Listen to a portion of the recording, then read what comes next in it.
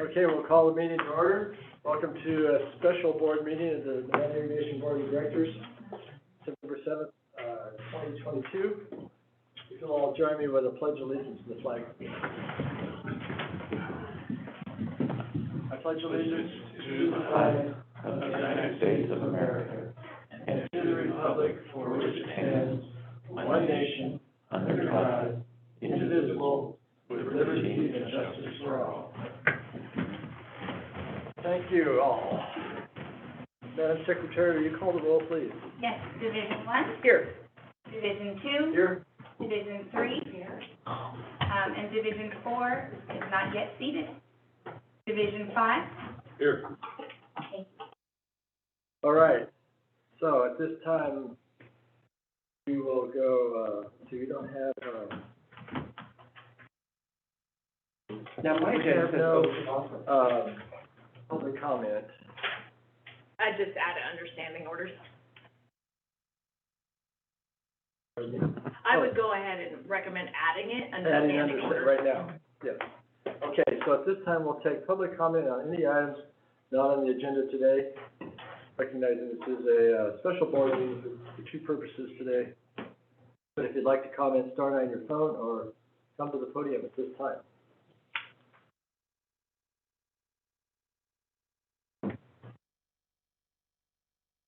Anybody like to comment on any items on today's agenda? Okay, seeing none, we will move on to oaths of office for two of us that were elected in Nevada County. All right. Yeah, so, Mr. Chair, if I could just briefly introduce this. The Nevada County Elections Office has provided us the certificate of election or appointment for the two of you. We have not yet gotten that for Mr. Calder, so we could administer the oath for two of you today. Mr. Calder, you're going to have to wait for the next meeting, hopefully. Okay. So I'll need you to please raise your right hand. Stand up. Raise and rise. Rise and raise your right hand and raise. Stand over by the flag, I think that would be good. Yeah. Sorry, I told her to go away. And repeat after. Didn't know we were gonna do it. I state your name. I, Christy Heck, I, Chris Beerwagen, Do solemnly swear do solemnly swear do solemnly swear that I will support and defend the Constitution of the United States that I will support and defend the Constitution of the United States that I will support and defend the Constitution of the United States and the Constitution of the State of California and the Constitution of the State of California against all enemies, foreign and domestic. Oh, got the name It's all right. Go ahead. Where was it? And the Constitution of the State of California. And the Constitution of the State of California. And you can say these together if you'd like to. Oh, okay. Against all enemies, foreign and domestic, Against all enemies, foreign and domestic. that I will bear true faith and allegiance That I will bear true faith and allegiance to the Constitution of the United States to the Constitution of the United States and the Constitution of the State of California, and the Constitution of the State of California, that I take this obligation freely that I take this obligation freely without any mental reservation or purpose of evasion, without any mental reservation or purpose of evasion, and that I will well and faithfully discharge the duties and that I will well and faithfully discharge the duty upon which I am about to enter. upon which I am about to enter. There you go. That's your Thank you. Thank you. Congratulations. Congratulations. Oh, wait, she wants a photo op. Yes, we'll- And in my will, I will donate Congratulations. everything to NID. Oh, she does not. Thank you. Excellent. Thanks, everybody. Thank you all.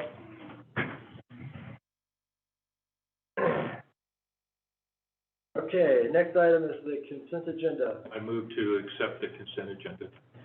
Is there any public comment on the consent agenda this morning? On item Brown Act compliance. Going on your phone? Seeing none, Madam Secretary, you call the roll, please. May I have, one comment or not? Can I make a comment? I just wanted to congratulate our team, everybody. What is our price per square foot? $64? Well, that's next. Oh. Resolution? Oh, okay. No, I'm sorry, that's what we were doing. Never mind, I have no comment. Ricky is moving Jeez. forward. She is moving forward. She's ready to start the new job. Good job. You were gonna congratulate us on our COVID. Yes, I thought. Our COVID policy, I was like, COVID what? I thought we were, okay. Please, everyone, I retract everything I said, I'll be quiet. We're talking Brown Act right now. Okay, got it. Okay, it's considered, and we usually don't talk about that. I know, right? I know. All right, keeping the president, honest this morning. Are you ready for your? Yes, I'm ready for the roll call, please. Division 1, Yes. Division 5, Yes. Division 3. Aye. Division 2, Aye. and, legal counsel, can you confirm how I do roll call for Division 4 today? For my Just vacant. vacant, Division 4 vacant, thank you. Okay. There we go, okay.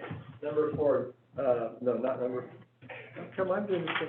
I know, I'm it's confusing. confused. Well, there's been a lot of Yes. agendas back and forth, so. Okay. We are on number 5, right? 4A. Four. Okay, so I'm still confused after. Do you need, I messed You're on general orders 4A. 4A, so we are going to talk about that. Yes. Okay, The one thing we have to do. we're veterans here, so we can tell. I know. It's all preparing right. for Christmas early. Would you like us to provide a brief staff report? Please, That would be really good, You're Taylor's out here with the Good morning, The item before the board is related to the purchase of a new hydropower facility that is located in Colfax. It is located at 148 and 152 Whitcomb Avenue in Colfax, California. The APN number is provided on the agenda item. And so the item before the board is to request approval for purchasing the building for a total amount of $3.341 million. And this is actually a really good price per square foot that has been negotiated by Kian and his team. We have received preliminary results from an appraisal, and the appraisal will be up over $3.6 million. So we're looking pretty good. Yeah. Yes, you guys. The building does require some significant improvements and remodel to fit our needs, so we've anticipated that the total all-in cost will likely be around $7 million. The remodel project will come back before the board at a future date for authorization. So the item before the board today is to amend the 2022 annual budget in the amount of $3.341 million to create a new capital improvement project, which we're naming the hydroelectric office facility. And then also to approve the purchase and sale agreement for the property for the total amount not to exceed the $3.341 million, and authorize the general manager to execute all necessary documents related to the project. And with that, Kian and I are available to answer any questions. Director Johansson. Great job. Thank you. Incredible job, well done. Commend all of you, and, it's amazing. So in the long run, the improvements will be done in next year, finished next year, or finished in 2024? Likely finished in 2023. I think there's gonna be some phasing done though, right? We'll move in, we've gotta make some improvements before we move in. There's some communication upgrades that we need to make, those will go first. But then we'll be able to use it for a while, see exactly how we want it, and then it will. And then make the more adjustments? Yep. There are some immediate improvements that are needed though, so. And then, I know that we were looking at having to build a new building at 22 million, so it's a savings around 15 million. But also, how many years do we gain? Yes, exactly. I mean, you guys are up and running versus still having to do, an incredible job on what you're facing in hydro. Yeah, and I think that, that it's probably more than the 10 million in savings. That 20 some odd million dollars was, prior to COVID, when building prices exploded, prior to all this inflation. So that number would be significantly higher now if we were to go Yeah, estimated at this point. yeah, incredible. And then at a later date, we'll bring forth a discussion to the board related to whether or not the board desires to surplus the existing hydropower facility, because we will not need it anymore. And then also the Rapini property, which was the 200-something acres that was purchased for the planned new building construction, which we would likely not need the majority of that property anymore. Yeah, yeah, well done. Since I started it on the wrong item.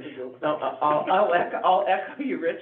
Well done, you guys. This is cool and great, and, you know, the price per, I call it price per pound, price per square foot was, you know, I just did it so I could talk about it, $57 a square foot at this purchase price. Now, when your all-in price will be something greater than that. But, Jennifer knows, and I did some comparable sales work of similar buildings, both in the Grass Valley, Auburn, Rockland, Roseville. The prices go crazy because of where it is. But they're still in about $130 a square foot range. Yeah. And so this represents a really great use of our public monies, of our public trust. I'm really delighted and support this with all my heart. Thank you. Good job. And ditto. Your work. I just am curious how the square footage differs between your current space and the new space. I think, yeah. It's roughly 4 to 5 times the space. It is Wow. dramatically bigger. Yeah. So, yeah. That's wonderful. Yep.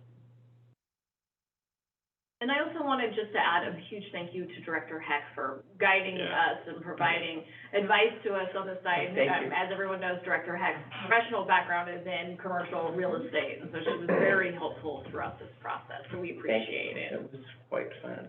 I do have one question for Dustin. Is the contract going to be the 10X contract, or is this going to be, and you've reviewed it and are cool with it?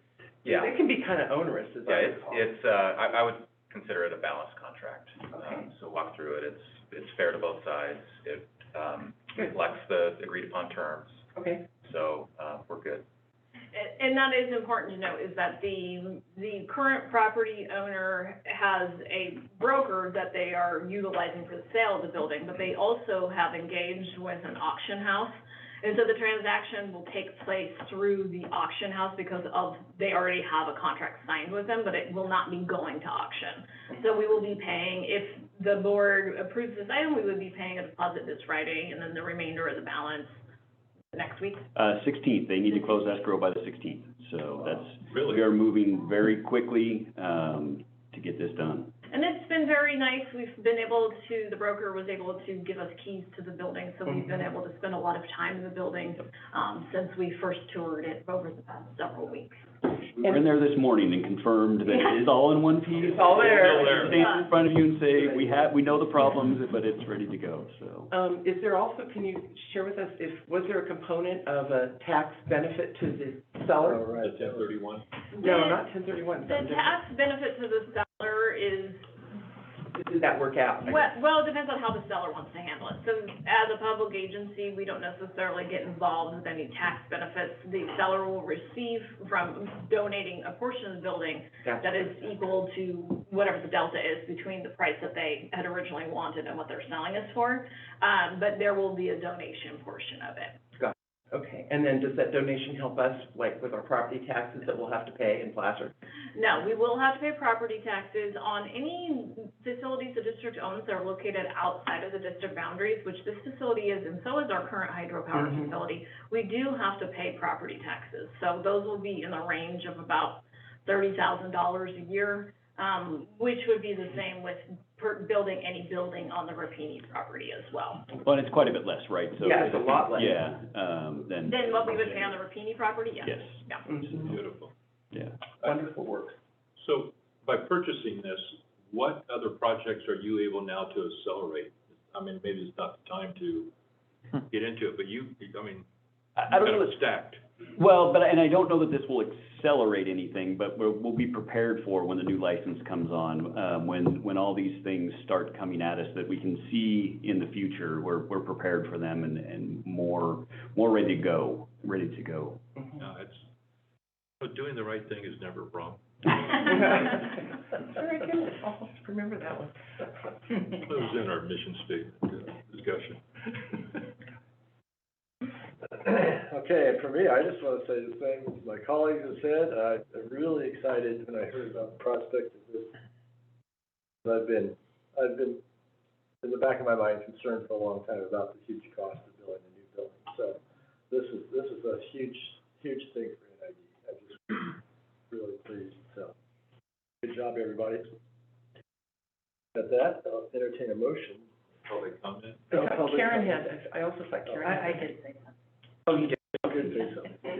Yes, we do need public comment. Thank you. All right. Anybody in the public like to comment on the proposed resolution? Purchase a new building in Colfax for hydroelectric headquarters. Start on your phone or come to the podium.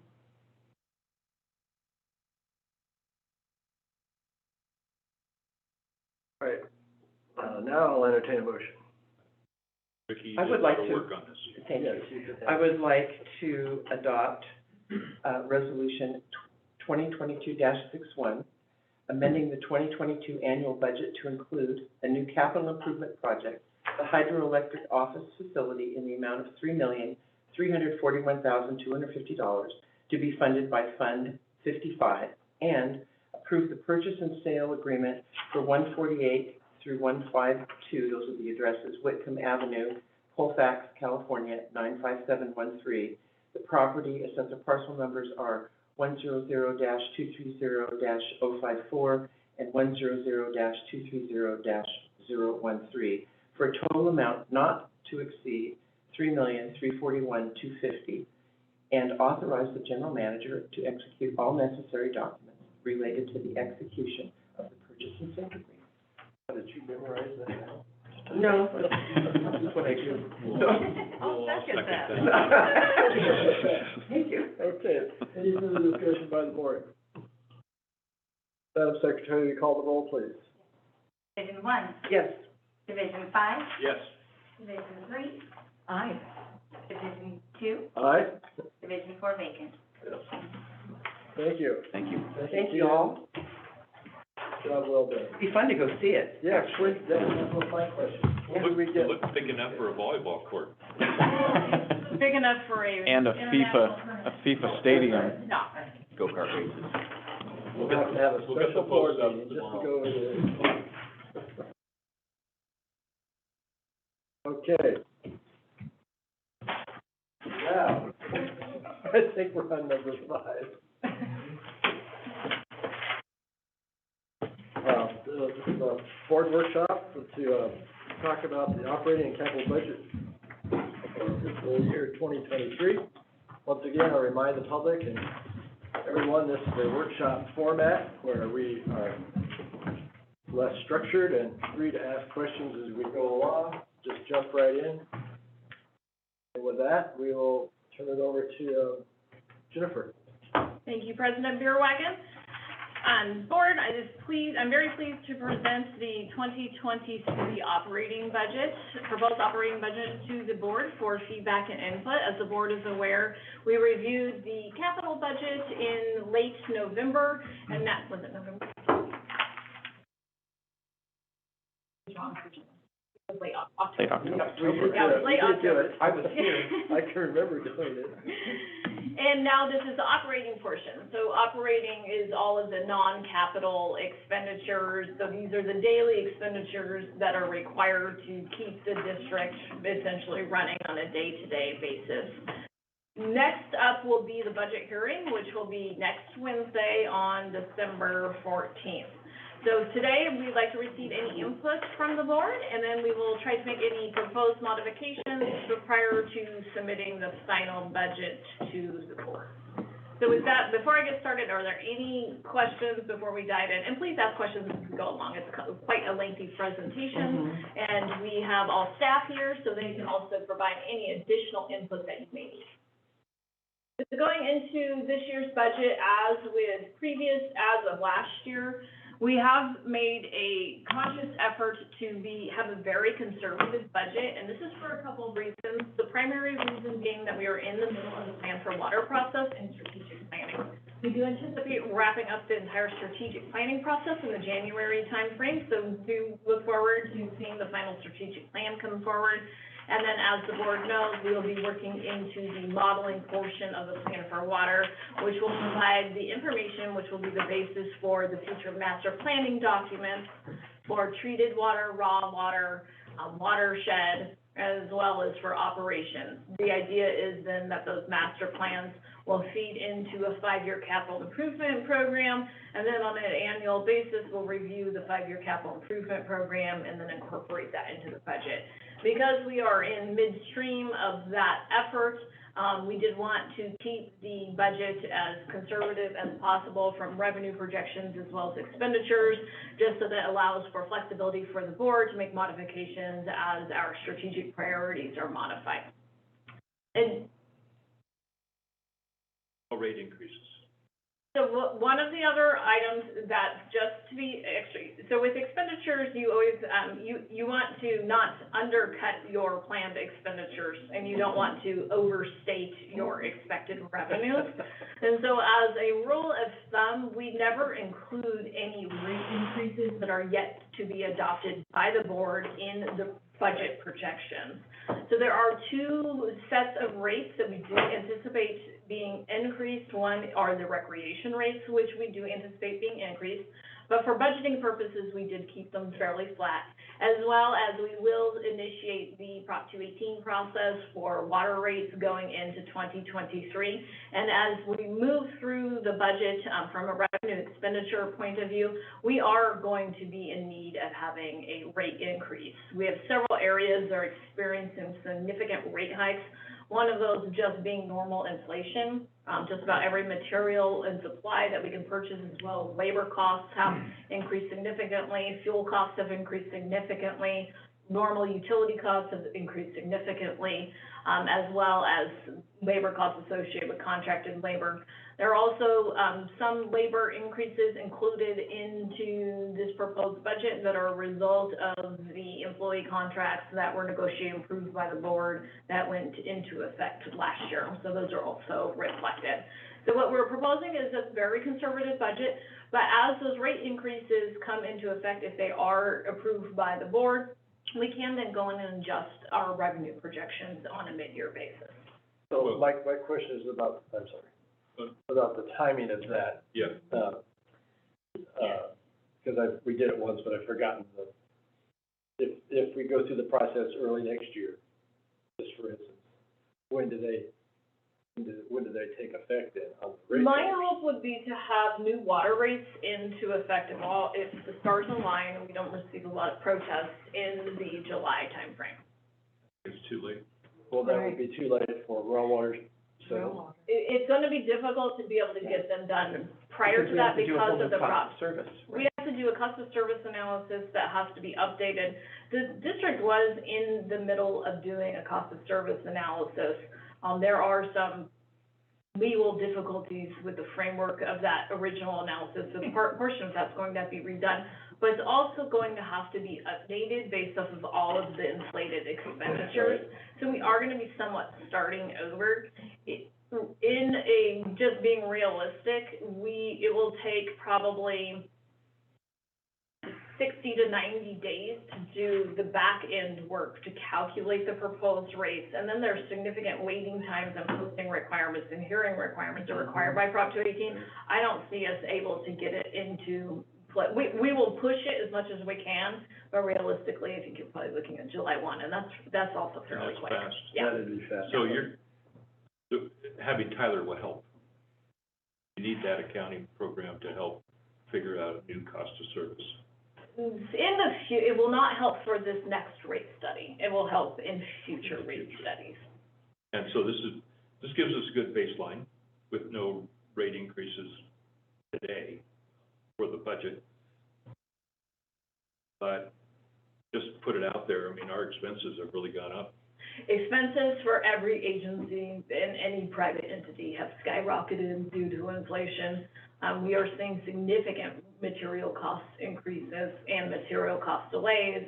There's even just as much as insurance and our normal utility bills are increasing fairly significantly. Yeah. One of the things you'll notice when we kind of dive a little bit deeper into the budget is that it is going to be imperative in the new rate setting process that the board take consideration of establishing an actual capital rate so that capital funding for water has a direct source of revenue, which it currently does not. Some of the work that we've done over the past year will help facilitate the establishment of rates on a more timely basis with pulling out all those overhead expenditures from the water fund. As the board is aware, we have opened up the new internal services fund, Fund 70, which houses all of the district overhead expenditures. So it does make it a little bit easier to establish rates. Part of establishing rates is also to complete a new cost allocation plan. So we have a lot of things that we're going to be doing on a parallel path. Mr. Roderick is currently moving through the capacity fee setting process. We will be starting the cost allocation as well as the rate setting process. Did you go back and, I heard a new word, capital rate, is that a new line on the bill? Yes. Capital improvement? Yeah, so most rates, for the most part, with the exception, for treated water rates, they have a fixed component and a volumetric component. Right. Those components together are intended to recover enough revenue to basically cover your planned expenditures. Most agencies, because it is more transparent to the public and it's easier for the public to understand, is they also have a separate fixed line item that is associated with capital improvements. There's several different ways to develop your revenue model requirements for capital improvements. One model is to go through an exercise where you determine your required revenue recovery based off of the amount of depreciation that you are essentially booking each year. And then the other model is to essentially do what we call pay-go, and that is to kind of lay out those 5-10-year plans with some longer-term planning. And what that allows you to do is allows you to take consideration of large fluctuations in capital requirements. So when you have a normal capital program of $8 to $9 million a year, but then you have a $20 million project, you don't want to have this huge rate hike during the $20 million project year. So you do some smoothing out over time. Sure. And that will be the rate model that we will be proposing. So what we would do, we'll be proposing a pay-go based off of long-term financial planning, and we are also going to be proposing that there is a specific dedicated revenue source for capital that is identified on the bill. And is that subject to 218 process also? Yes. Okay. So, cool. I'm one that likes that property taxes go to capital improvements, So, but now they go just into the general fund. But that's what, 13 million a year? yeah, it's about 14 million a year. I think one thing that is important to understand is that currently Fund 10 receives all of the benefit of the property tax revenue. It is directly booked into Fund 10. So from that perspective, it is used for some capital expenditures. Right. We do not have sufficient revenue recovery from our water rates themselves to essentially identify all property tax revenue going into Fund 15 for capital. Right. Once we go through the rate model, we can have a further conversation about it, but we're just not to that level yet. No, but we'll get there.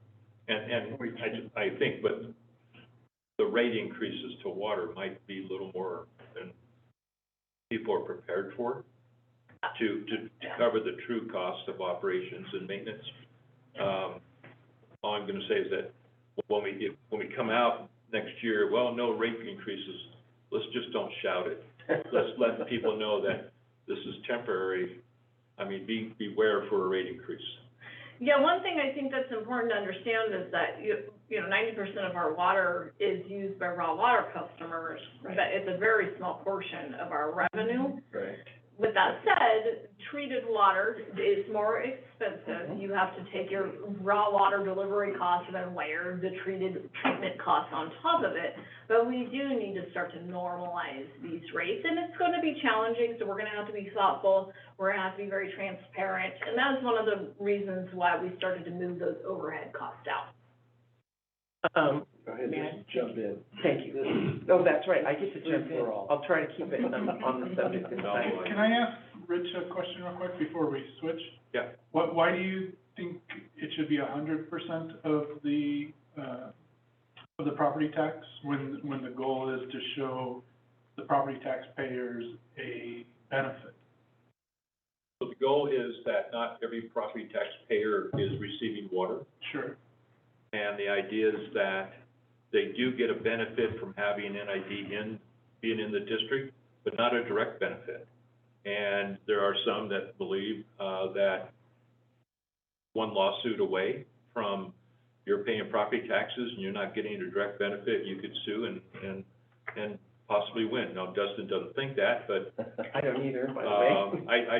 I just think for somebody, I also think that with groundwater disappearing, the wells going dry, we're gonna have to expand our district, our treated water system out, and that's one way to finance it, to serve more people, So the distinction is between an indirect versus a direct benefit. for me. It's also been, tradition, so I can't remember the other word I want, the district used it for those purposes. Customary. Word. Anyway, and we changed that last year, right? I just want to clarify, it has actually never been used just for capital That's purposes. right. So from from a factual accounting perspective, property tax revenue has always just been accounted for in the Right. Fund 10, which is the General water fund, fund. Mhm. If the board were to make a policy consideration related to property tax, which I personally don't think is necessary from the understanding that Fund 10 is water operations, Fund 15 is water capital. From an accounting perspective and how we look at our actual financials, Fund 15 rolls up into the mothership of Fund 10, so it doesn't really matter. And it never actually happened. You could say, I think what they were trying to say before was property tax, capital improvements will be set at a level that is equal to the property tax collected. That's just a policy consideration. There has never been a point in time where we have used only property tax dollars for capital improvements. That's just not how the accounting has ever been set up. And you want that flexibility. You do. So, and it's important to note about property tax. So property tax is, it's a very, good source of revenue from the perspective that has a lot of flexibility.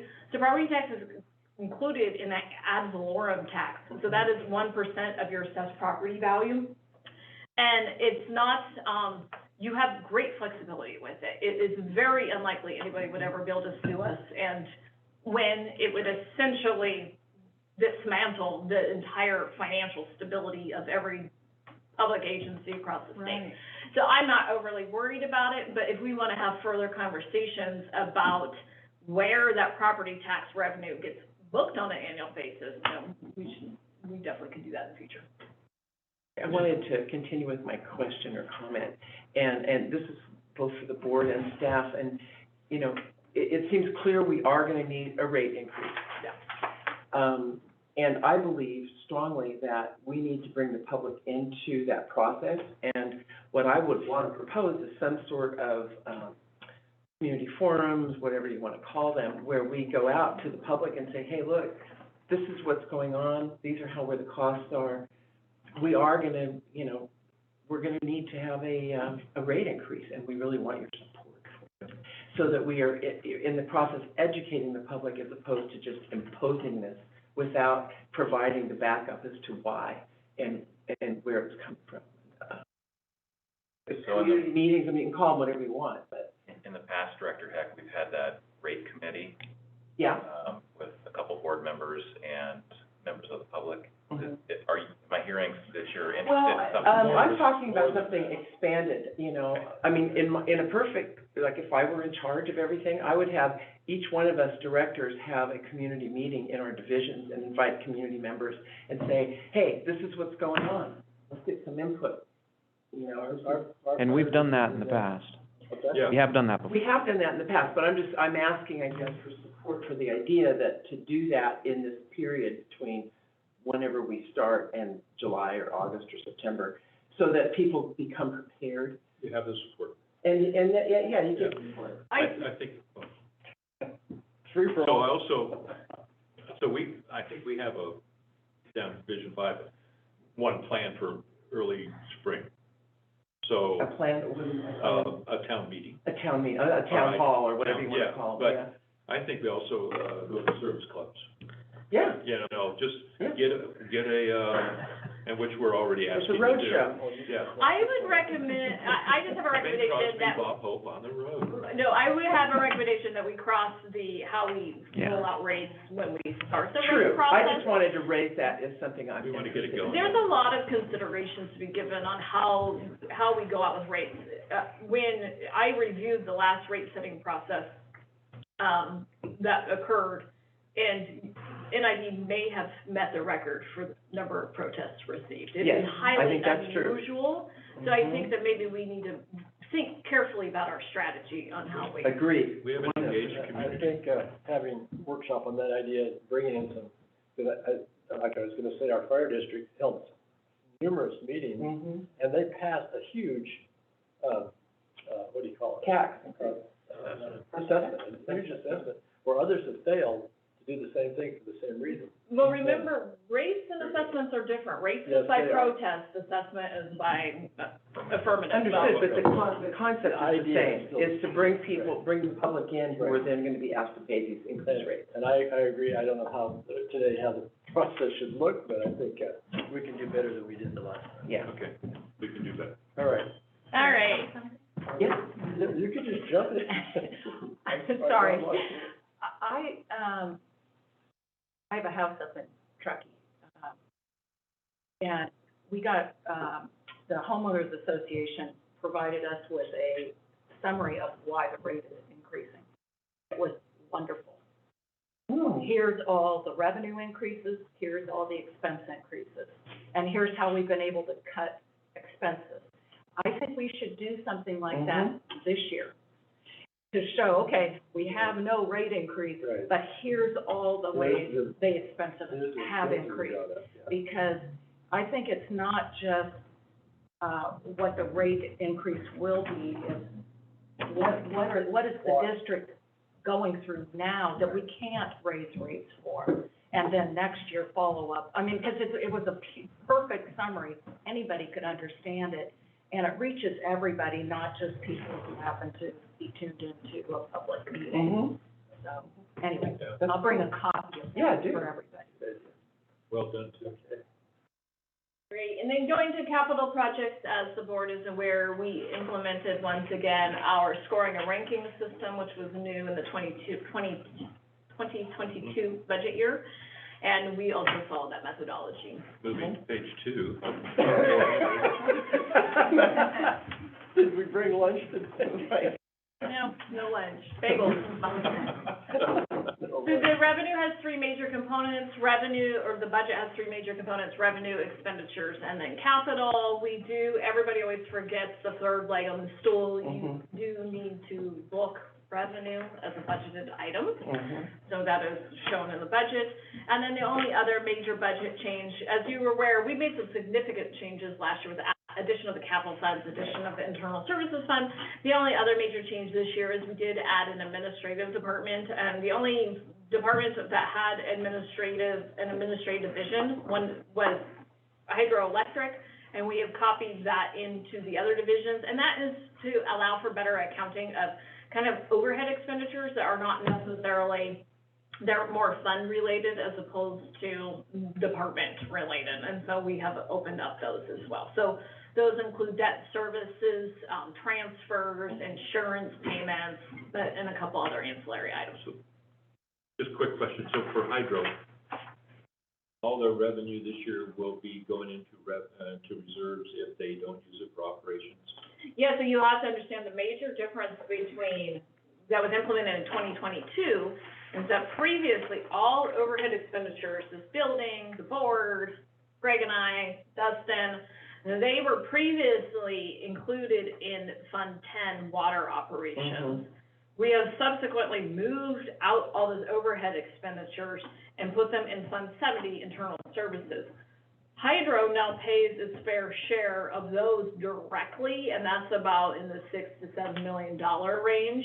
And so before, what you were seeing is these $6 to $7 million transfers into water, and it seemed like it was kind of like a gift from hydro to water, when in reality is really their fair share apportionment of the overhead expenditures. So we're just handling it a little bit differently, which is more consistent with standard business practices, and it makes it easier to understand. But hydro still pays for all the upper division. Hydro, yeah, and that's important to understand. So hydro pays for their fair share of the overhead, as well as all of the upper division. And so I often get asked, you know, if does hydro make sense? Well, once you take into consideration its fair share apportionment of the overhead costs, and that it takes care of the entire upper division, including all the dam safety, all the dam work, it definitely makes sense. Yeah, the reality of getting rid of hydro, you wouldn't be getting rid of the dams, right? You'd have to go through a significant FERC process that would take 20 years, and it would probably cost just as much to dismantle and deal with all the FERC issues related to dismantling all those powerhouses as it would to get a new FERC license. And so one of the other things to take into consideration is if hydro magically disappears, our overhead costs it's not a one-to-one. No. They don't decrease at the same percentage.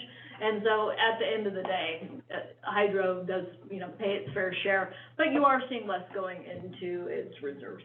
Yeah, but. So all that discussion you just had, I think pertains to my question on page 4, the transfers are down 76 million in fiscal year 22. So transfers are down for a significant amount is because when we opened up the capital funds, we handled the capital fund requirement reserves through a one-time transfer. Okay. So the transfers in 2022 were extremely high, and we will not be seeing that again. All right. How soon we forget. So as we said, revenue's mainly flat. We are doing great from a revenue perspective now. Is the refined overhead allocation study going to be done in the spring?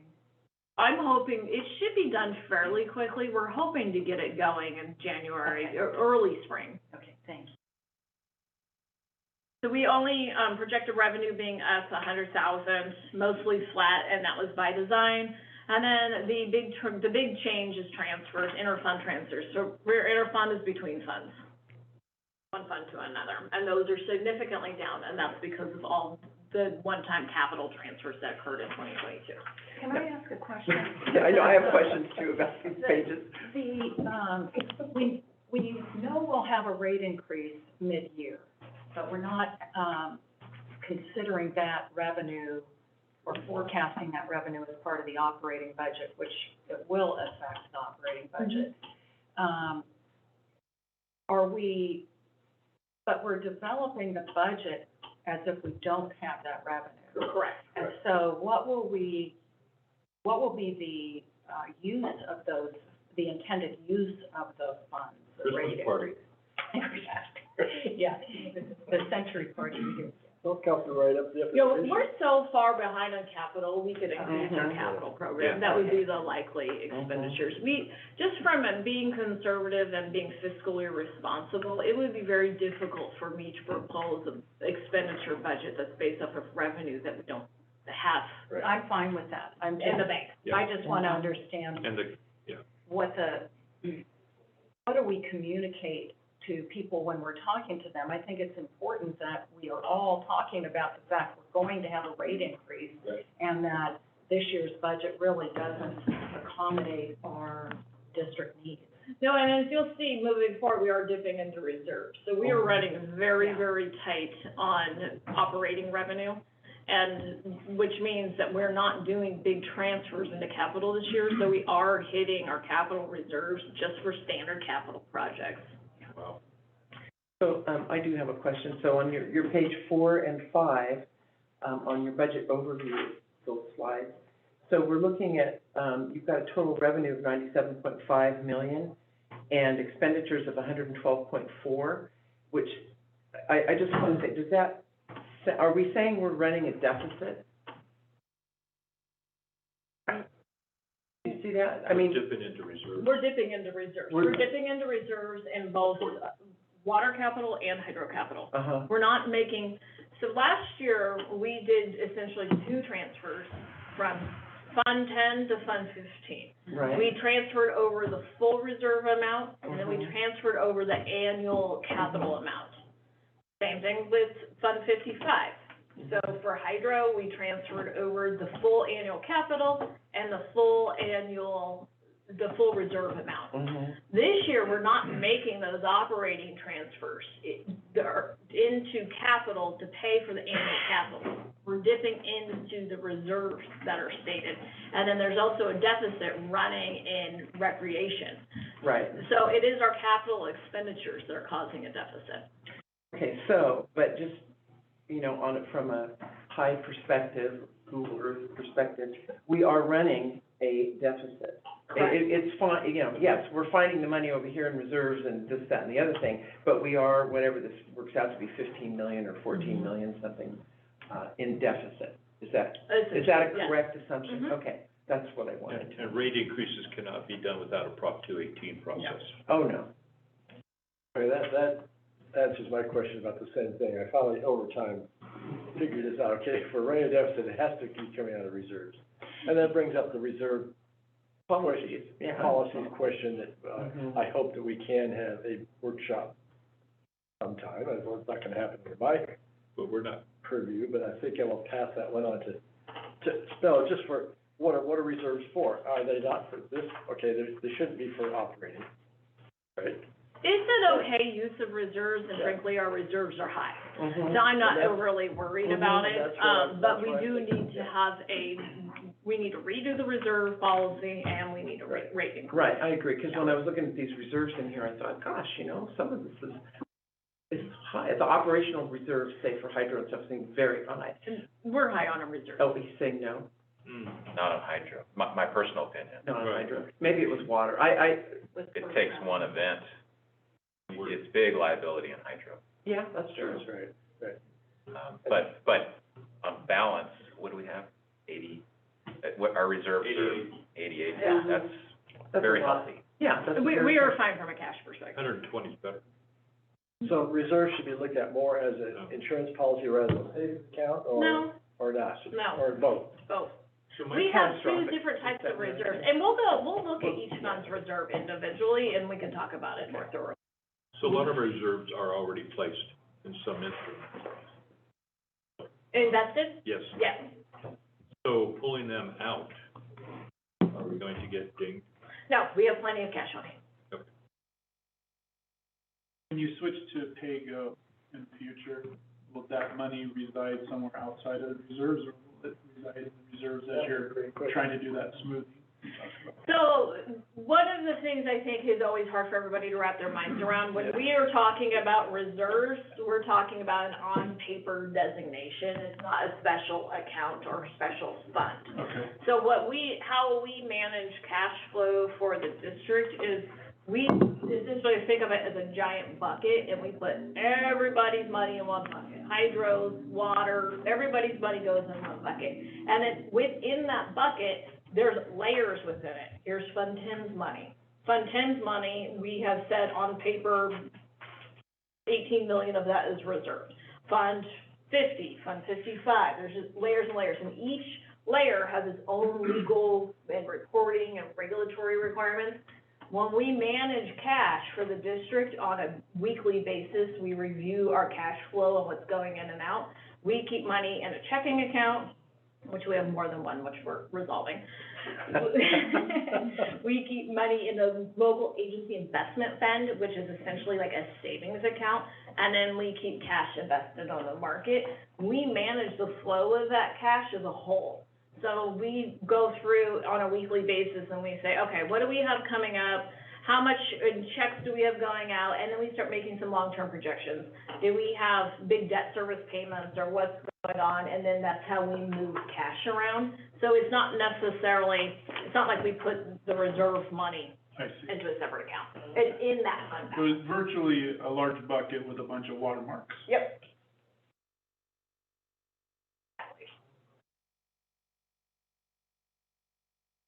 Like that water connection. In the bucket. So a couple of things are causing expenditures to be a little bit up this year, and one of them is that we are proposing actually, it's only gonna be a net of one new position, and I'll explain why in a little bit. Our capital is a little bit higher this year, but we're also spending some significant resources on the district fund and water line extension projects, as well as our Plan for Water effort, which is a one-time effort.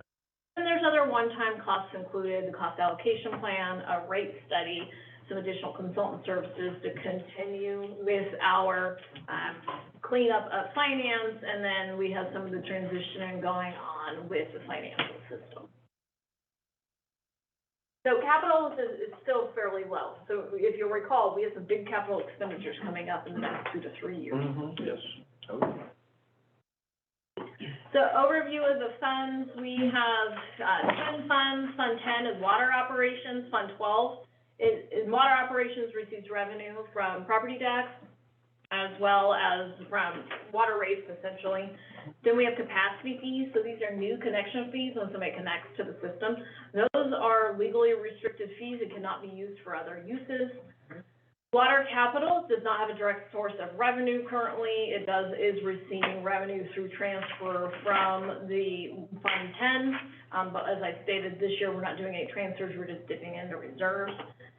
Fund 21 and Fund 22 are some old assessment districts that have some existing debt that they are still paying debt service on, and that debt service is paid by the district, so the annual assessment is booked into the fund and then transferred for the debt service payments.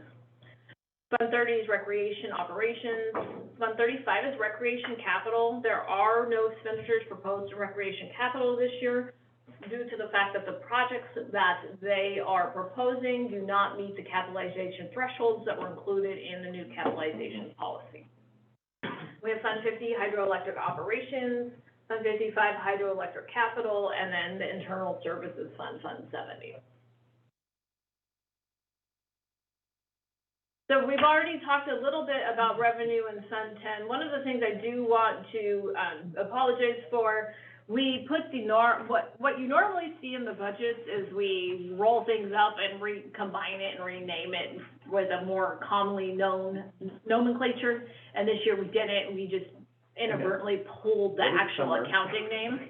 So non-commercial inside is treated water. We know what property tax revenue is.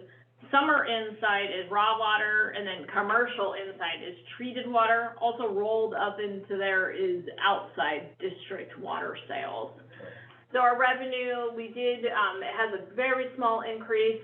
And the other thing I wanted to point out is that the year-to-date is an actual number through May. For the upcoming budget, I'm gonna provide you a projected number. We are on target for projections. So for the hearing next week, we'll provide the projected revenue number. So as you can see, revenue is looking fairly flat. And then the transfer in this $435,000, that is related to the direct engineering costs. And that comes from engineering, or where is that? So engineering is housed from? in Fund 10. Engineering Okay. expenditures are direct allocated and then reconciled at year end, and they are paid by hydro, recreation, and water. They're reconciled based off of actual expenditures charged to capital projects. So it's a little bit of a guess in the beginning of the year, then it's reconciled at the end and handled, cleaned up through a journal entry at the end of fiscal year. Okay. Yeah, that was my question. It's like, oh, $435,000, where's it coming from? Yeah, it was just not clear. That was another important change that you made. Acknowledge that, because before they tracked it, but it didn't result in a budget transfer. Right.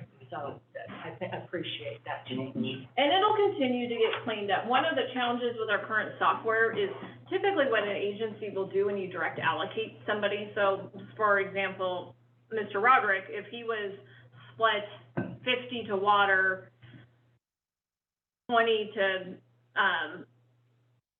recreation, and 30 to hydro, normally in the accounting system, he would have all those different account codes that would equal up to 100% of his salary costs. Our system is limited on doing that, and so we do it more by a transfer of funds and reconciliation at the end of the year. But all of that will get better once we move into our new system.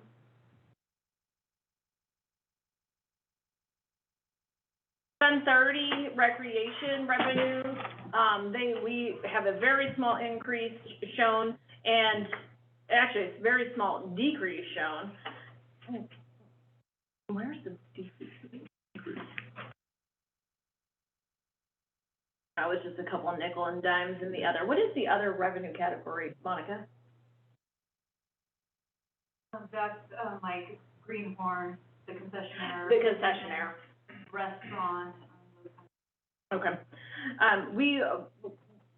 The budgeted year, we reduced based off of the actuals we've received this year in our projections. So once we provide the projections, it'll make a little bit more sense.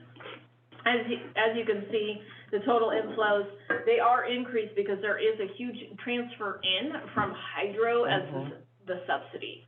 The subsidy looks a little bit different than it looks last year, and it looks like it has increased a lot.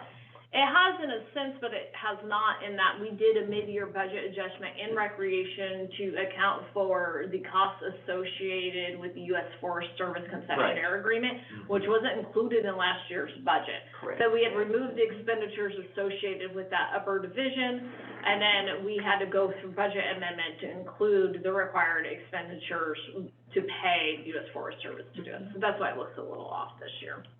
So we're having to transfer in from hydro 1.4 million So I have a question about that. prior to any rate increases that might offset it.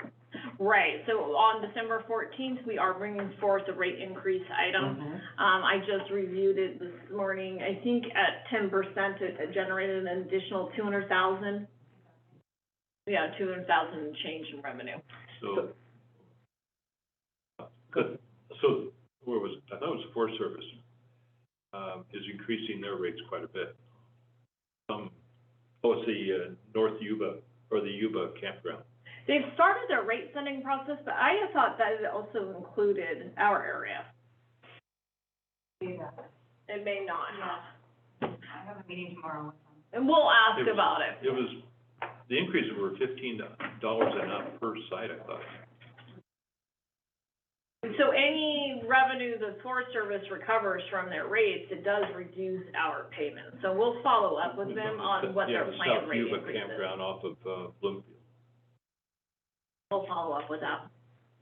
I have a question, and maybe you've partially answered it, but with the rate increases that are being proposed, it would be nice to see, how that chips away at the deficit and over what time period. So if it's only 200,000 a year and we're operating at a deficit of 1.4, that's 7 years, and that, it just is an interesting fact for us to look at in considering the rates, is how long is it gonna take us to get this to pay for itself? The 10% rate increase won't remove the annual deficit. It'll still always exist, because it's on an annual basis, it's only gonna increase revenue by $200,000 a year. And so we would have to raise it even more.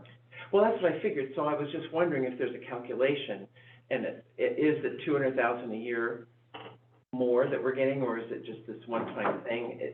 So that we can get an idea about how long is it gonna take recreation to be able to be self-sustained. It will never be self-sustaining, even with a 10% increase. The deficit will never be overcome.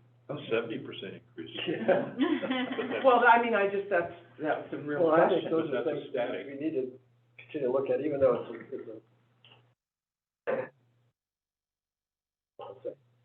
a small portion of our.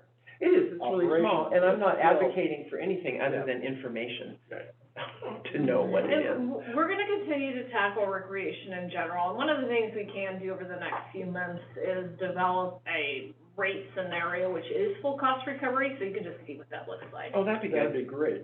Is there an additional business line we could add into recreation? And we've been talking about that. I think we should charge for bathrooms and We waiting. should charge for, I think we should charge for dispersed camping. We don't run the dispersed camping anymore, but it should But be do we, charged. don't we incur expense from it? We do. Yeah, see, that much is. Sawmill dispersed camping is ours, but. Do we have? Bowman's not controlled. Bowman's not controlled, yeah, but we have expenses, like truckloads of trash, right? Yes. That one's irritating me. I know, you know what? In some commercial real estate things that I'm familiar with, we charge tenants a fee for trash removal. So I could see in our recreation, you charge X for the site, and then you have another line item that says, you know, some proportionate share of the trash removal, so that people can see what it costs, and then we begin to recover some of those trash expenses, because I know they're a lot. We had pictures of them. Oh, I know, First it's year of it's COVID. terrible. Horrible. It's terrible. But, I mean, that just occurred to me, that is an area that we might get some cost recovery that is interesting to think about. They're sailing on Rollins. Can we just put a toll booth on Bowman Dam Road, Bowman Road? We can remove. You can. It is a free for all. Sure. We have also kept, revenue for Fund 50 fairly flat as well. There was a small increase in it. One of the things, I did receive a question, and I have the same question myself, is why do we have two different line items for power generation? And that was, for some time ago, for some unknown reason, they were splitting revenue between the upper division powerhouses and lower, and we're not quite sure why. We're gonna be cleaning that up this year. We're still doing some account cleanup with the chart of accounts, so we'll clean that up as well. And then you'll see in interest income, is budgeted, and then also the revenue we received from Hay Press as well as from the South Sutter support contract, which is that last item. Right, that's what I think of that. This is a balance summary. For the most part, we're looking really good. I mean, we have a fairly significant ending fund balance. One of the things when you start looking at this is, so we have the first column is the fund number, the second column is the fund name. The third column is the beginning fund balance. So the beginning fund balance does take into account projections of expenditures and projections of revenue of where we think we will start at the beginning of 2023. We are never correct on those assumptions. Right. So we will clean it up once we close fiscal year end out. And typically what you'll see is it cleans up to be a little bit higher. This year we had that big anomaly in Fund 10 because of the Centennial property write-off from construction in progress, but we'll continue to refine that number. Revenue is, as you've seen, transfers in are from interfund transfers, so that's money coming from one fund to another fund. And for water fund, as we stated earlier, that's primarily related to engineering costs. And then we have recreation fund, their transfer ins are related to the hydropower subsidy. The hydropower capital fund transfer in is coming from Fund 50. And then the internal services fund is it has no dedicated source of revenue, it's all transfers in. So your revenue plus your transfers in equals your total inflow. So I want to thank you for this page. Yes, It's really me too. been helpful since you've been doing this. And more as you do, you'll get more and more used to it. Yes, and the last time we went through this, it helped a lot. My observation, my question is that down here total is minus, it changed from 12% to 11%, so we're down a little bit. Is that the amount we're dipping into reserves? 11%? Well, into your existing fund balance is probably a better way to state it, Okay. yeah. So Because- that brings up the next question about fund balances versus reserves. So I'm still a little confused about fund balances. Your reserve is included in your fund balance. In the fund, you said that before, thank you. Okay. So then you have expenditures and transfers out equal your total outflows. So the big transfers out are going to Fund 70. And then we have our projected ending fund balance. So that is where we think we'll end up at the end of 2023. So that doesn't show any amendments. But usually you do better. Yes, we usually do better. We do better, yeah. We usually do better. Because we're very conservative on revenues and we're very conservative on expenditures. So we kind of present the, medium to high worst case scenario. But that percentage change of 11% negative is kind of indicative of what we would have to increase our revenues by to zero out. Yep. You'll see a big chunk of it is in hydroelectric capital. And that's only they're only gonna need more and more capital as we go forward. Yeah, we're setting out a financial plan for hydro.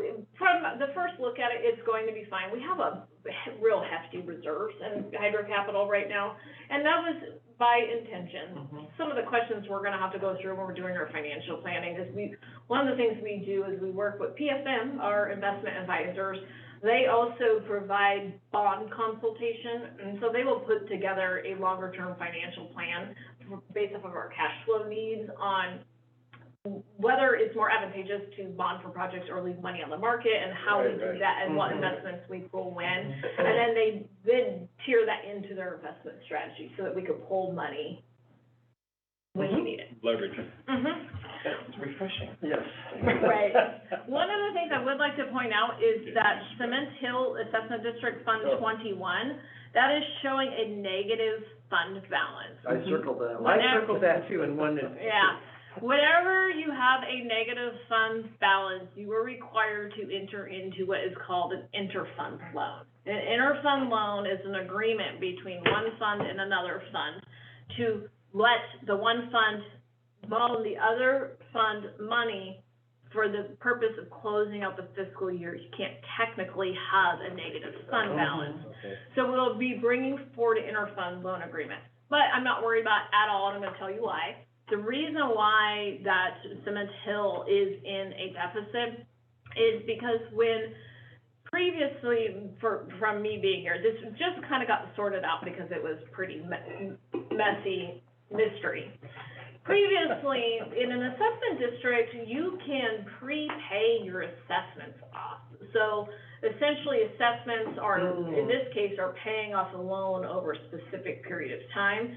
And some folks decide to prepay their assessment off, whether, they paid their mortgage off or refinanced or sold their property. Whatever happened.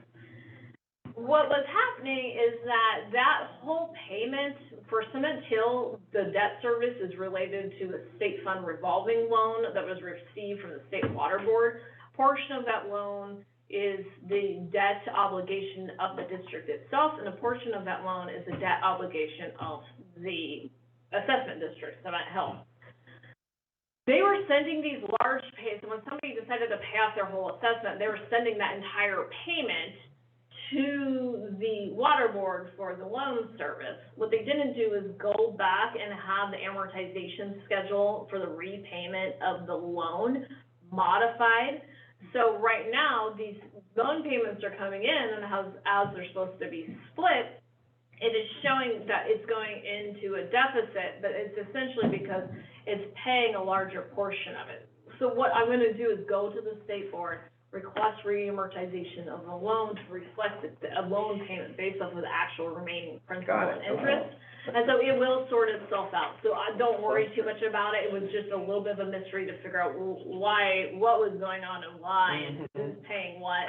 So we're still doing some digging on how much it was actually paid down, so we can make sure that the future payments by Cement Hill are equal to what Cement Hill still owes. Then we'll know how much longer. Yeah, so the loan term should become shorter. So that will work itself out. So the state wasn't adjusting for receiving money? No, they weren't just automatically adjusting. What a novel idea. Yeah. Essentially, what would happen is you just pay your loan off early, right? The principal is paid off early, but that's not showing in the amortization schedule They of the never payment. recognized it. Yeah. All right. So Fund 10, water operations, we've talked about the reserves and the expenditures. We're looking, so water operations has cash sharing, customer service, and operations, and then it has engineering in it as well, as we talked about that is directly allocated. 63% of that is being allocated to Fund 10 itself. The remaining portion of that is to hydroelectric and to recreation. And then there's some non-departmental costs related to transfers. The big chunk of that 15.5 million is that transfer into Fund 70 for their fair share portion of the administrative services cost. And then maintenance is at 12.7. So, may not have anything to do with this, but we have winter water going now. And with all the rains, we're not coming out of storage. So storage is continuing to go up, hopefully. which is gonna leave us in a very good position to have surplus water for this year. So that's not projected here, but it's a possibility. Yeah, so That we have extra. we're starting to have some conversations about potentially proposing a transfer this year. Any transfer that the district completes, you know, it could be anywhere between $7 and $10 million that would go directly into the water fund that directly impacts our ratepayers in a positive way, right? It will reduce our required rate increases.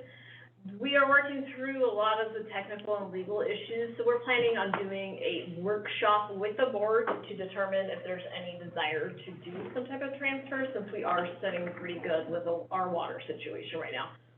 Obviously, none of that money is included In the budget. because it is a board decision to make, and we will cross that bridge if we go there.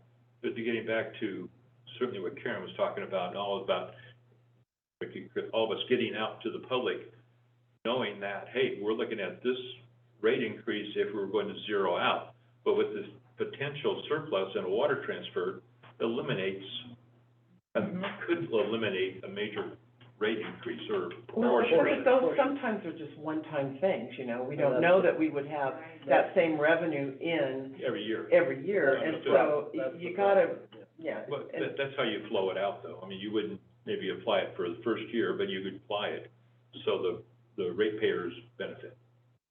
And you could also always, one thing that is allowed under Prop 218 is you can approve, you know, a rate increase for 2025, and we make a huge sale in 24, and we don't have to put it into play. right, that's right. It's discretionary whether you increase, you can't. You can decrease. You can decrease. And not increase without going through Prop 218. That's right. Yeah. That's any potential water transfer revenue is not included in the revenue projections. Right.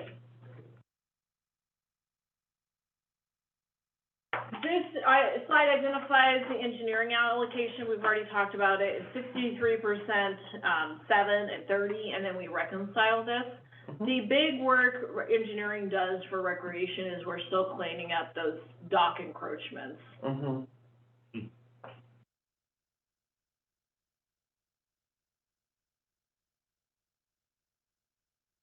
Water operations, the preponderance of our budget is typically salaries and benefits. You know, we're a labor-intensive entity.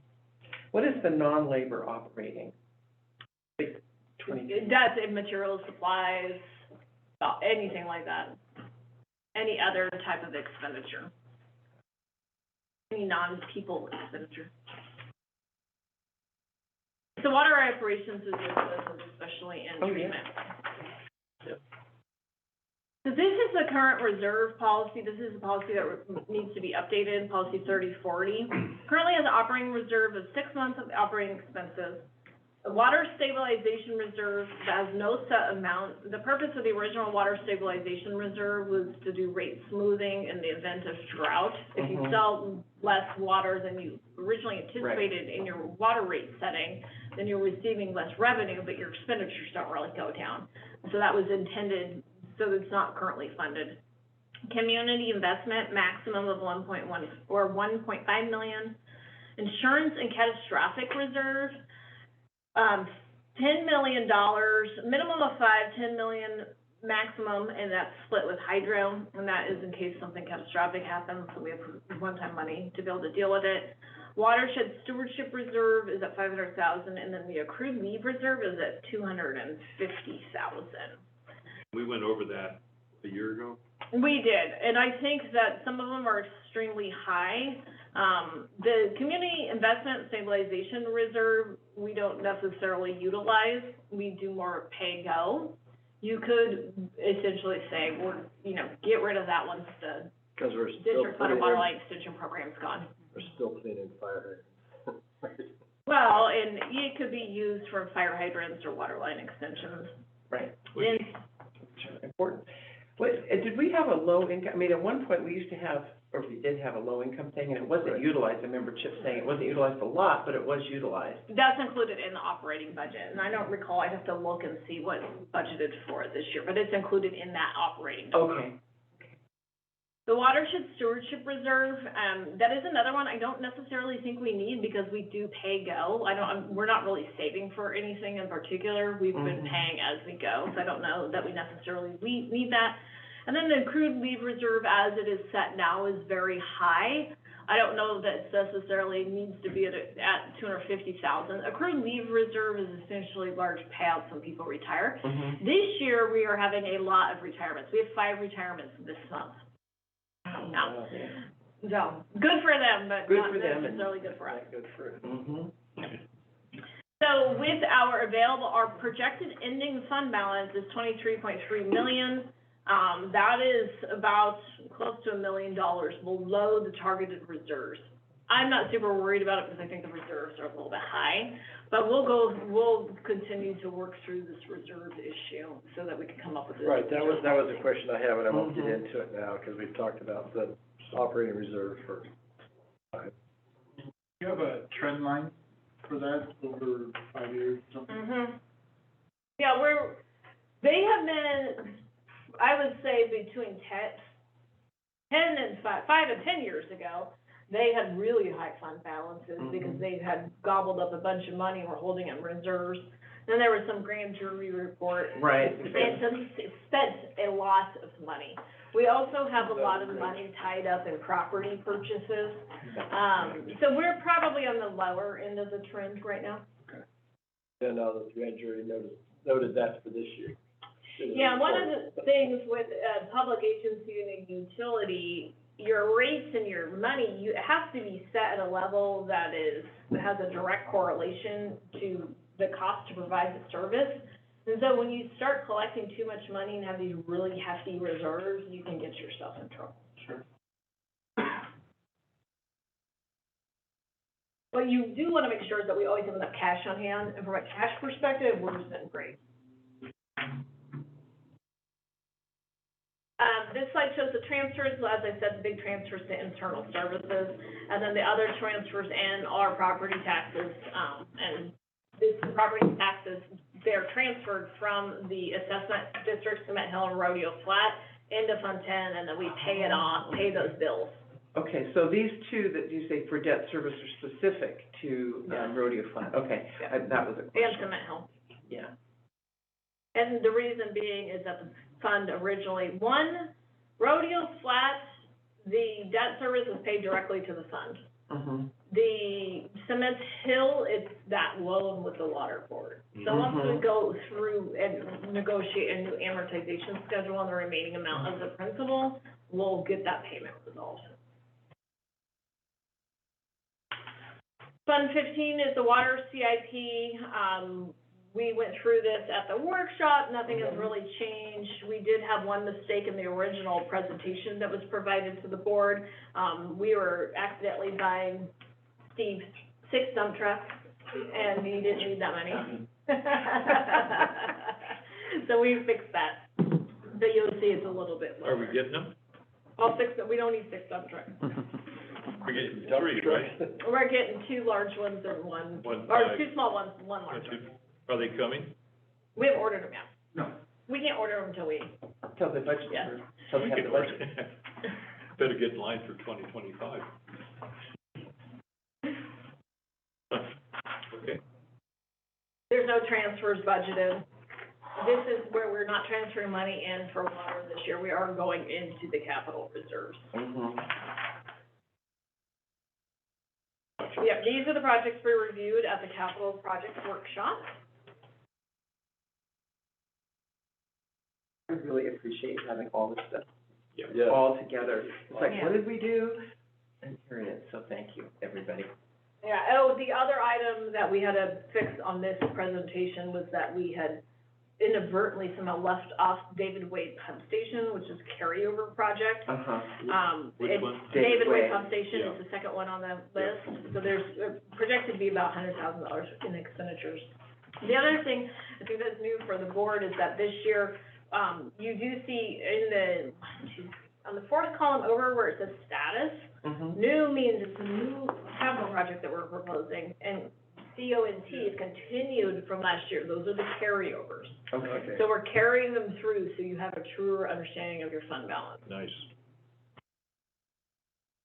It's about 9.8 million in capital, and that includes all of the Duffleys, Doug?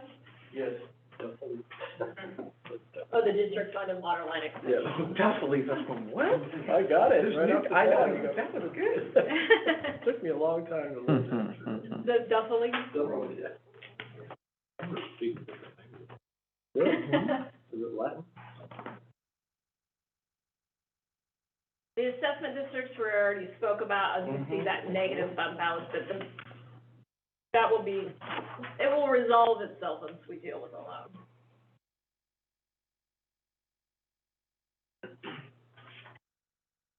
Capacity fees, we are going through the capacity fee study right now. There's no planned expenditures with the exception of continuing the capacity fee study, so we're gonna have to do probably an amendment, or I'll try and catch it before we go to hearing. There will be 2023 expenditures for that capacity fee study that are So- included. That's a restricted fund. It is a restricted fund. How could we spend it? You have to spend it, essentially, that's what the capacity fee study does, is identifies the projects in which those fees should be expended on. And so once we go through the capacity fee study, we'll lay out the plan and then start spending the In general, it's on capacity generating projects. Yeah. Pipeline replacement, work at a treatment plant. Expansion. Yeah. Jennifer, I have a quick question. Mhm. I think you answered this, but I just want to make sure. So we're potentially going to spend some of the capacity fees on the appropriate projects. This year, we don't have any projects planned, we're doing the capacity fee study, there are expenditures associated with the completion of that study. Once that study is completed, which should be, 3 or 4 months, then we'll essentially have some projects. One of the things with capacity fees is that you do have to expend the money and report on your expenditures of the money per state law, so we do need to get this sorted out. I'm just looking at our capital project list, and some of them seem like appropriate. They would Yeah, qualify. you can only expend capacity fees, kind of mitigation fee on existing infrastructure where the improvement can have some direct relation to the need of new connections or new capacity. So the Duffel, The Duffleys, they, Maybe if it's looping? I don't think It's so. just distribution, we don't consider that part of the capacity. Normally, if the upside, it needs an 8-inch, it'd be sized to a 10 or 12, that incremental increase would be capacity fee paid. Same with PRV stations, pump stations, that type of stuff. let me hold my formal response on that question. I wanna go back and review that old capacity report. I don't know why you couldn't spend a portion on the Duffleys. It's regional benefit versus local. Yeah, but I think that's an NID made up thing. Good to know. Yeah, what's the official? Yeah, let me go see about that question. that would be nice And where do to you- be able to use. Where's the $1 million in revenue coming? Is it New connections. new Yeah. connections? These are proposed new connections. Yeah, it's probably high. It's primarily Loma Rica, but it's probably a little bit high, and also the Duffleys. Duffleys and Lombric. Yeah. In Loma Rica. Now, didn't we end up with, there was some negotiated thing around Loma Rica so that we weren't getting very many of the capacity fees?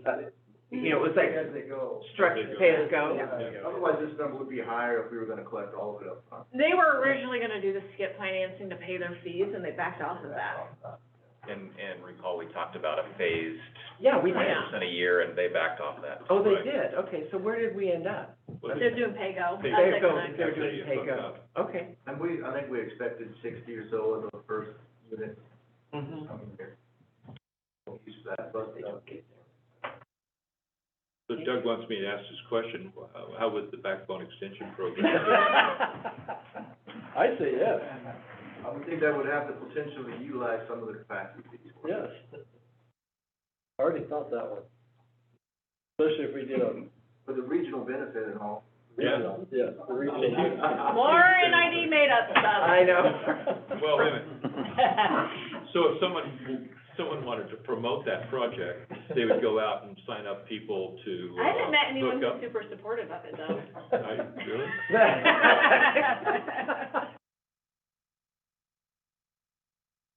Let us do a little bit more more homework on Yeah, capacity. I How think much we is a billboard? Sign up now for, Oh, God. for the put too. Down on the freeway, Yeah. going down the hill. Ready highway. Fund 30 recreation, we've talked about this a lot. Mhm. We're not funded for reserves, so this is, but you, I also want to note, recreation in almost any campground is subsidized. So Mhm. this isn't all too shocking, but we should continue to strive to close the gap. Right. I don't want Monica to think she's not doing a wonderful job, because she No, I She think, is doing a wonderful job. I think Monica is doing such a great job, she should get, we should get rewarded for it. We should raise the prices commensurate with Monica's amazing Performance, ability yeah. to perform well. And for trash collection. A good item for your fact sheet is an explanation of where revenues are going Mhm. that isn't raw water, That's right. to That is a explain good to idea. folks why their rate's going up and this is out of our That's a control. great It's point. mandated. That is a good point. That is a good point. You must be elected to the. Do we get free passes? Especially to, the- yeah. You can say anything you want all day today. Anybody who's a customer, do they get one or two free passes to, one of our recreation sites? Because No. they're supporting it. No, those No, taxpayers, No, those that would tax- reduce that would increase our deficit. No, it wouldn't, because Can we actually. throw something at you? I think people are underutilizing, local people are underutilizing our units. No? Mm-mm. More people Not is from more what I cost. hear. Me Just neither. Monday through Friday, or Thursday, Mhm. really? That is, It's really well used. Anyway, moving on. yes. Yeah. The I 30? think we have an untapped customer. that we could promote, get Well, more not if use. you give a voucher. All right, the expenditures, we talked about them. The expenditures are a little bit up this year from, when compared to last year's budget, but Yeah. not really once you take into consideration the mid-year budget adjustment that was done to fund the Mhm. US Forest Service Right. concessionaire agreement. And then there's also recreation, just as everyone, and we're experiencing a fairly significant increase in gasoline and utility costs. Yeah.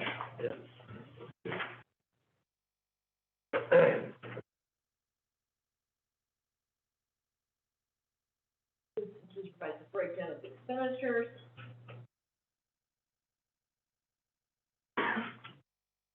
And the transfers.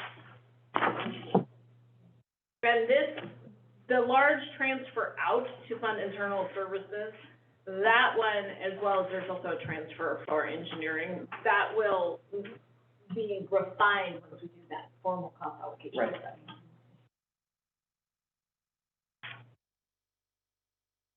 So in hydro, we're still doing really well, 18.7 projected ending balance, about 26.9 million in expenditures. The big one is the cost allocation, debt, insurance costs, transfers. This does not reflect what we just approved, $3.5 million on it, No, that will be coming out Fund 55 reserves. out of Fund 50. And that is not reflected in these fund balances, and likely we will not be able to get that incorporated for next week. We'll get that cleaned up once we go in. That was my question. Yeah.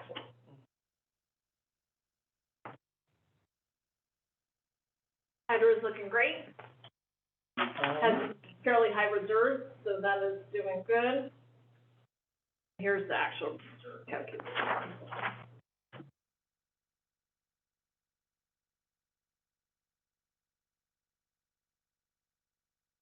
So they are above their minimum reserve target. Right.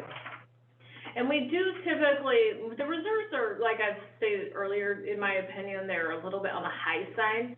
You do usually want to see an unassigned fund balance that exceeds the reserve target Mhm. by a couple $1 million, because then you can handle any unknown expenditures that come up through the year, so that we can, not have to dip into reserves.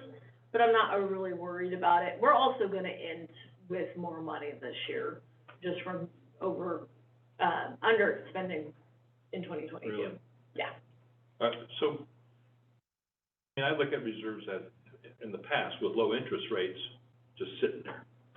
But with the higher interest rates, they're actually generating revenues that can offset. And, I mean, yesterday was 4.8 for 1 year. That's not insignificant you've already calculated that, but So I like high reserves. It depends If on it's the market. generating the income. Yeah, Yeah. it depends on. Yeah. And that's what comes into play when you're deciding whether to pay cash for a project or to bond Mhm. for it. Jennifer, I have a question on these Fund 50 reserves. So we've got operating, insurance, catastrophic, and accrued leave.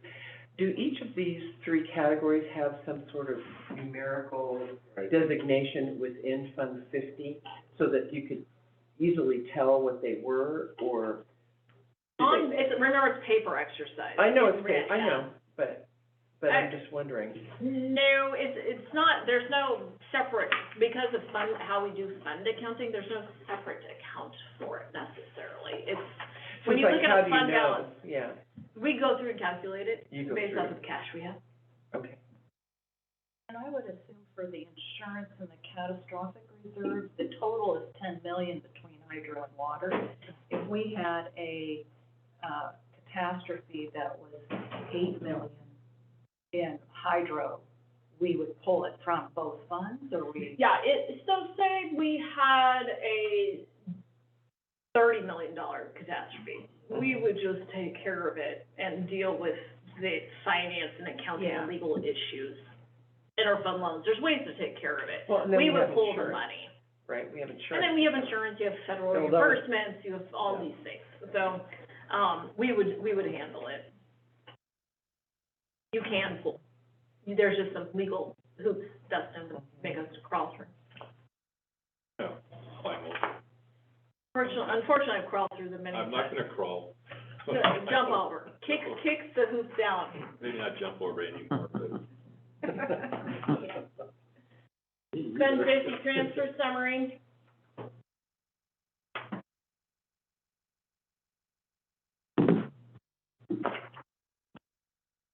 Hydroelectric CIP.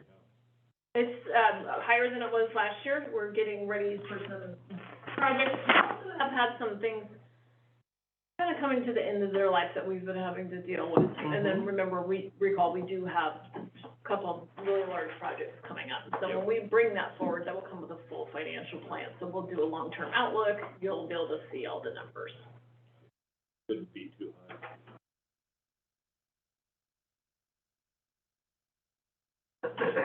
The two big reserves in Fund 55 are the capital reserve and then the FERC reserve. Mm-hmm.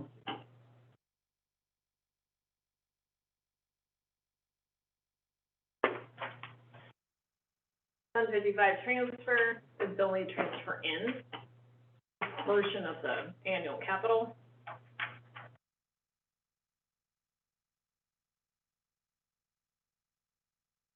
And then these are the capital projects that were proposed.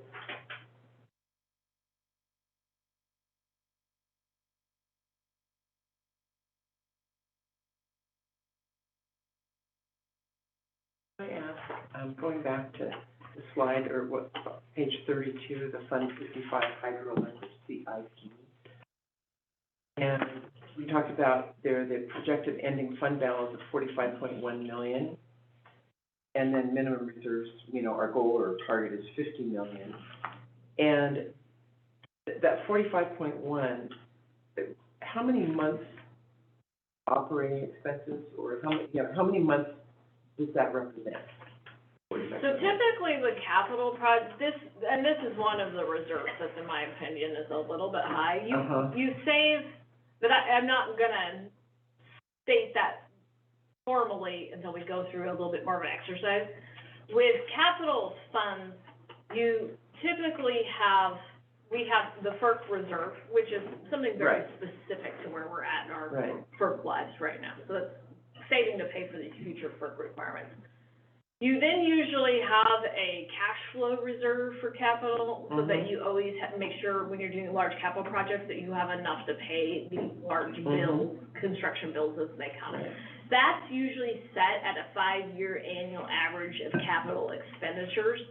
And then you can have another section of your reserve that's kind of this pay-go reserve. We're saving money for some future large project. That's not how this reserve was developed. It's kind of capital and FERC, and they're a little bit arbitrary amounts. So that portion needs some work on it, because it's a little bit, from a cash flow perspective, we're fine. You know, we're proposing $9 million in some expenditures, and our reserve target is 15 million, so we're definitely meeting the annual capital expenditures, so we're fine with that. It exceeds that. Thank you. Thanks.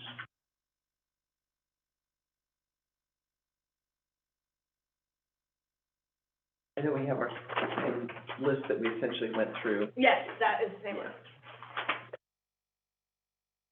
I think, actually, Kim, what's the two projects you added? What's the? One of the dollar amounts went up, and then there was a project added.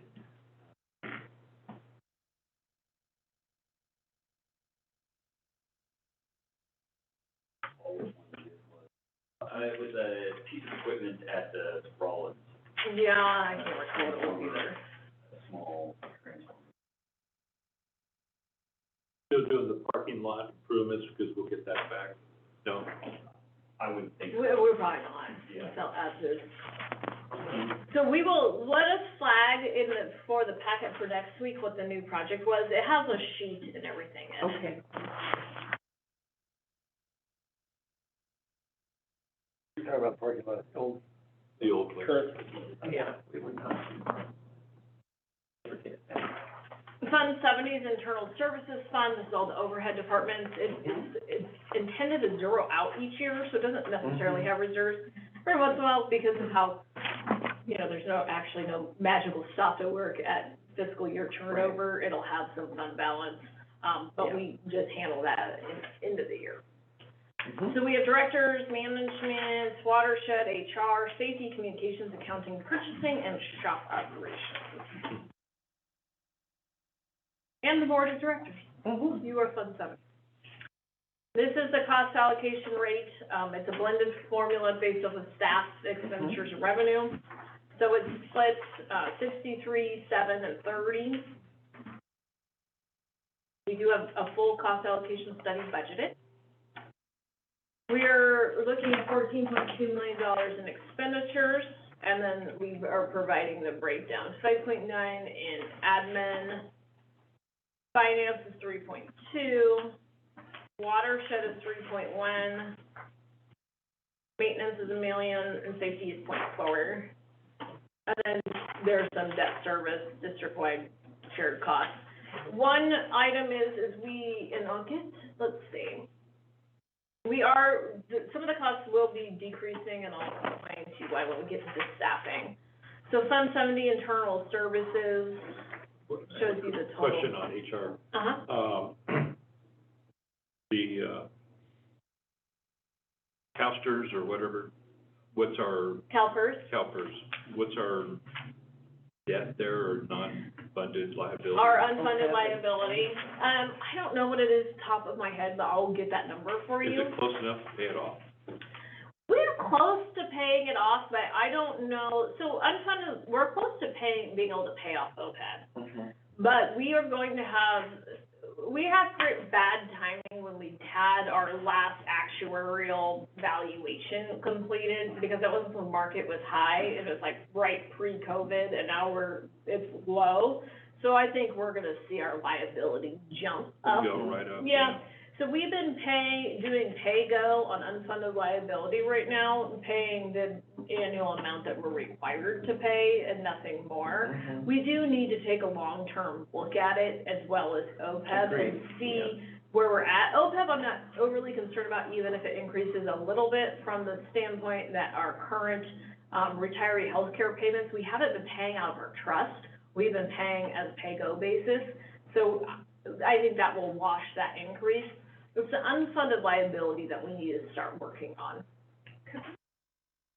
We will, that's And I think that would really help Trevor too, but all of us, because this is.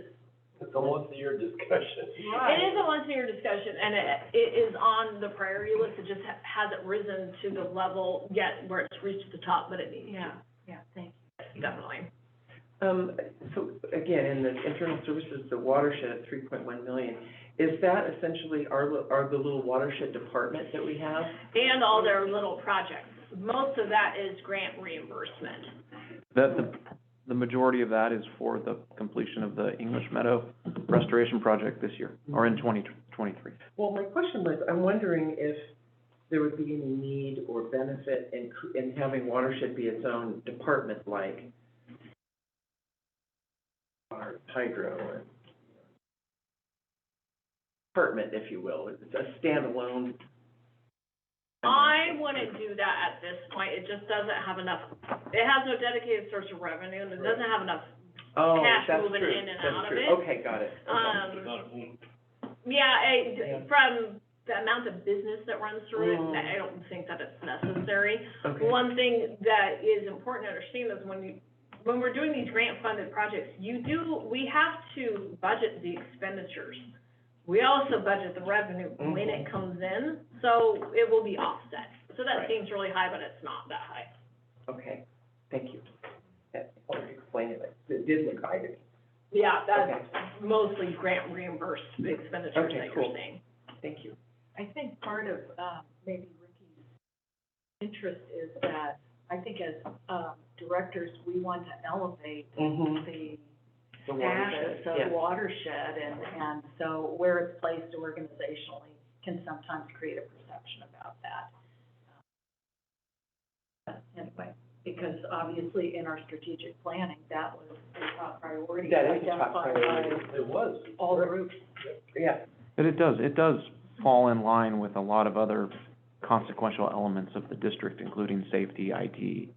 I mean, these are all very consequential to the district in terms of a cross-district-wide activity and support service. Yeah, that's. I mean, and at the moment, I think Jennifer's, comment about it doesn't have a particularly direct revenue source. That is a, if that is a metric, then that's helpful. How is it being funded then? It's cost allocated, strategic. They do, and I think by elevating it in the strategic plan, it gives it some gravitas that is, there, but having a funded, different fund allocation is I think, a bit problematic, and maybe there's just the fundamental logistics of accounting. Yeah. It is, just from a simple accounting perspective, it would create a whole lot of work for not a whole lot of upside. When you said they don't have their own revenue source, clearly the grant funds you can't ever rely on them, so that isn't, I would never consider that a revenue source. But how are the positions of the human beings that are sitting there, how are those funded? Through the cost allocation, they're included in Fund 70, and they're cost allocated out to the three major funds. Okay. 63.7. If we were to open Okay. up a new fund, all you would be seeing, and it's with its own fund, it'd be similar to how Fund 70 is now. It would just create a whole nother slew of accounts we have to manage. Yeah, I could see it doesn't make sense. Yeah, I can see it doesn't make sense, but yeah, it was the idea of elevating it to its own thing to reflect the importance that this board has placed on taking care of our watershed. That was. Okay. Thank you. So with staffing, in the presentation, we're proposing to add 4 positions or removing 2. And the table below on this slide shows you what we are proposing to add, but I am going to propose to remove this finance analyst position up at the top. So we would only be adding 3 and removing 2 for a net of 1. And the reason being is that she's gonna retire this year. So there's no need for succession planning because she will not be here for succession. So take away the financial analyst. Correct. Okay. So then we're proposing to add 1 accountant, and the idea with the 1 accountant is that once we go through the ERP transition and finish our cleanup, we should be slated for likely another retirement at that point, and then I would get rid of that position through attrition. So I do feel we need 1 more position to kind of get us through this next 2 years with extra workload, and then once we're all cleaned up, we get rid of it. We are, so that was the second accountant, and there's a typo, should be team, not team. Engineering survey tech, engineering went through last year with not having one of the survey techs, and we were trying to get away with it and see how the workload was shaking out. and the workload is showing that they do need the additional survey tech. And then an additional IT person for additional IT support. Didn't we approve that already? This will be a second one. Oh, okay, that's what I wondered, if it was like This a third. is part of our commitment to beefing up our IT Right, services, okay. and we're just drowning Which in is it right critical. now. Did we find some? No, Not yet. I don't know, did they find somebody, Naomi? No. Yeah, they extended the recruitment. And then we would be removing, there was a part-time position in admin that wasn't removed from last year, so we're gonna remove it. It was internally left in, but it's never been filled. And then we had the 3 in HR, and Naomi's team are doing a great job. They don't feel like they need the 3. Good job, Naomi. Way to go. So it'd be an addition of 1 total. 2 removed, 3 added. Mhm. And then here is the staffing. Naomi has prepared the proposed org chart, which will show you those changes that will be provided as part of your budget packet next week. And so we're going from 208 to 210. And it also, it should be noted that the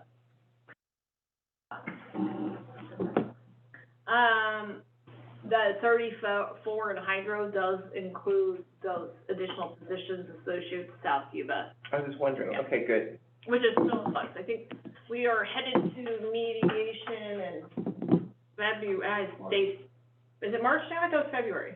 Jeez. Yeah, March. And how long will that take? Mediation? It should probably only take 1 time. Should, is the operating word. And they still, Good. So our recommendations for this next year, focus on OPEB and unfunded liability, full cost allocation study, I forgot to put my rate study on there, 5-year CIP, and then recreation operations. Rate study should be out of here. wow. That's enough to keep them busy. Yeah. There's those recreation in there. Recreation meeting. We could start charging the fish for, Moving, I think. yeah. Put a little, A deal or two.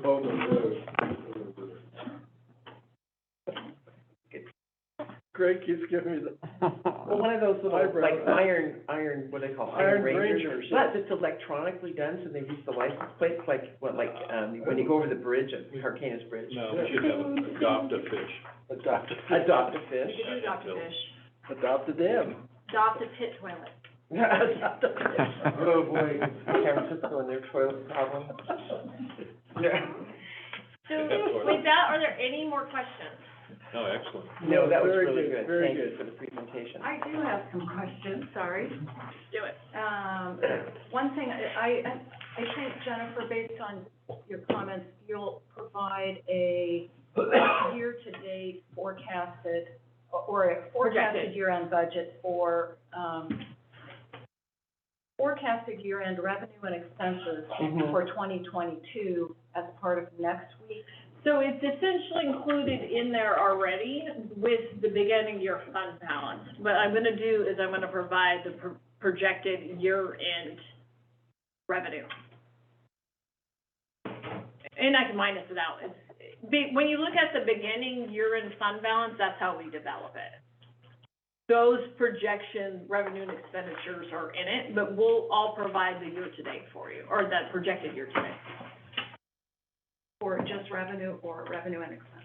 It'll essentially be revenue, I'll subtract it out. Okay. You're just not gonna have a lot of detail in the expenditure part. Okay, so let me tell you what I'd like to see, and then see if we can do that. So I would like to see by, major expense category for each fund balance, what are expected year-end expenses compared to what the budget was and to what the, budget that's being presented is. What do you mean by major expense But category? you want actual figures of what's been expended, but. Salaries, benefits, But, operating, operating costs, those kinds of expenses. We can't do that till you get Tyler, right? Well, I know they can do it. well, They did it last year. Yeah. no, we provide, it's essentially, so when It you, takes time, It absolutely Chris, takes can you put time. that back up? yeah. But as part of it, what I'm accustomed to seeing in a budget is to see, because otherwise you don't know. For me, budget, as you said earlier, is, a conservative estimate of expenses. And so what we need to see is how did our actual expenses line up with that projected?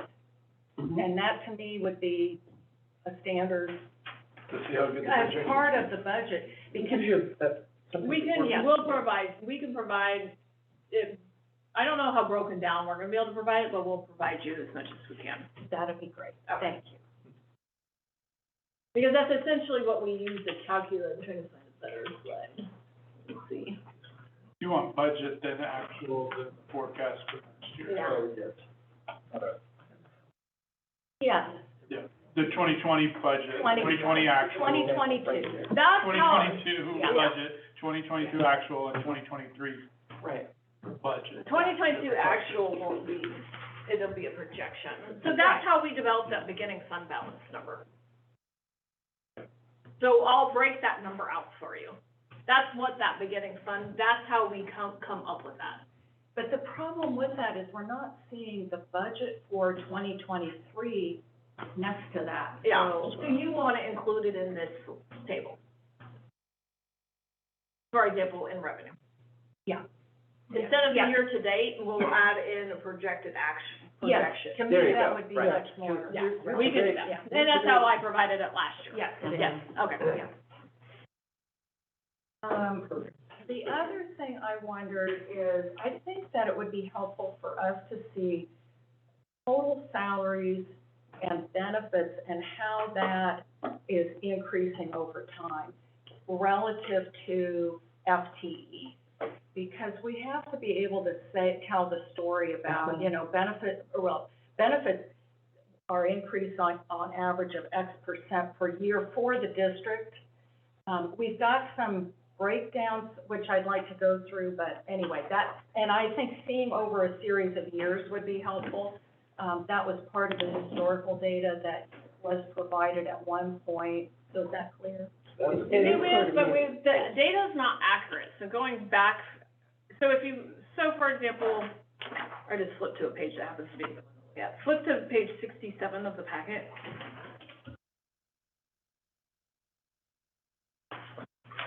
So you'll see actual 2020, actual 2021.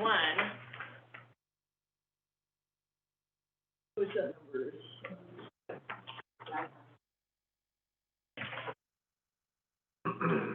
This is actual 2021 numbers wrong. Budget 2020. Let me check, this second column's wrong. Budget 2021, budget 2022, budget 2023. Mm-hmm. This actual column is incorrect. Some of this is difficult because we have to manually pull this from the system, so it depends on. Let me try to figure out how to do this, but I'm not gonna be able to go back beyond 2020.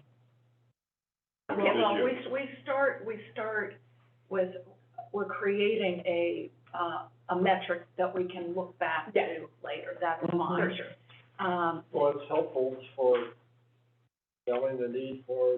For telling the story. For telling the story, Yeah, and people always, I hear out in the community, it's like, oh my God, you go to work for NID and you get paid, they're giving away money, all their employees are way overpaid. That's what the people think, okay? Perception. That is a perception, and I don't believe that that's true.